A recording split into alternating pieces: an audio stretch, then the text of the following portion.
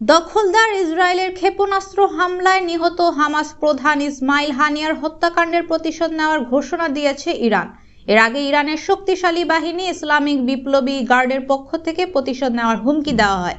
লেবাননে নিযুক্ত ইরানি রাষ্ট্রদূত মুস্তফা আমানি বিপ্লবী গার্ডের হুমকির সঙ্গে সুর মিলিয়ে বলেছেন, জবাব অবশ্যই আসছে।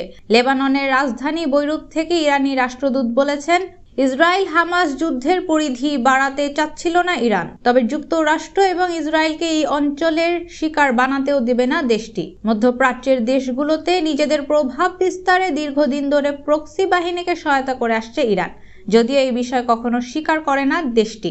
অপরদিকে দখলদার ইসরায়েলকে অস্ত্র দিয়ে থাকে যুক্তরাষ্ট্র। তারা মূলত ইসরায়েলকে দিয়ে ইরানকে দমিয়ে রাখতে চায়।